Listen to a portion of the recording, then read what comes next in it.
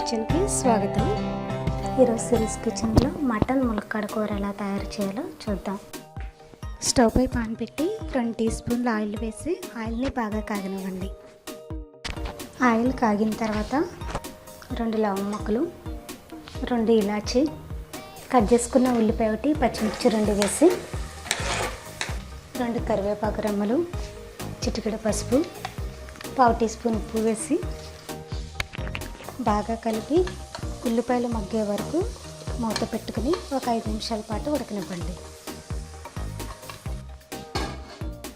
ఉల్లిపాయలు మగ్గిన తర్వాత 1 టీ స్పూన్ అల్లం వెల్లుల్లి పేస్ట్ వేసి బాగా కలిపి పచ్చివాసన పోయే వరకు 1 నిమిషం పాటు ఉంచండి.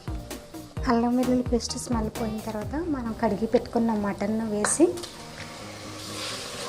బాగా కలిపి మూత పెట్టుకుని మటన్లో ఉన్న వాటర్ మొత్తం పోయే వరకు ఒక 1/2 గంట సేపు ఉడకనివ్వండి.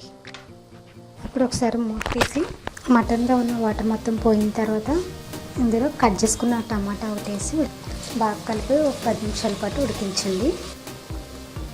2 టీ స్పూన్ల కారం, మీకు స్పైసీగా కావాలంటే ఎక్కువ యాడ్ చేసుకోండి.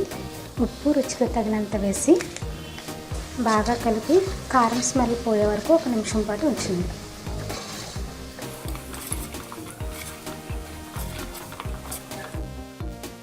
ఇప్పుడు ఒకసారి మూత తీసి ఇందులో కొద్దిగా వాటర్ యాడ్ చేసుకుని బాగా కలిపి మూత పెట్టుకుని 4 విజిల్స్ వచ్చిన తర్వాత స్టవ్ ఆఫ్ చేసి కుక్కర్ ప్రెషర్ తగ్గే వరకు 10 నిమిషాల పాటు ఉండండి. కుక్కర్ ప్రెషర్ తగ్గిన తర్వాత మూత తీసి స్టవ్ పై పెట్టుకుని మనం కట్ చేసి ఉంచుకున్న ములక్కాడ ఒకటి వేసి బాగా కలుపుకొని కొద్దిగా వాటర్ వేసుకొని మూత పెట్టుకుని ఒక 1/2 గంట పాటు ఉడకనివ్వండి. ఇప్పుడు ఒకసారి మూత తీసి కొద్దిగా జీలకర్ర పొడి, 1/2 టీ స్పూన్ ధనియాల పొడి, కొద్దిగా గసగసాలు వేసి బాగా కలిపి ఒక 2 నిమిషాల పాటు ఉడకనిద్దాం.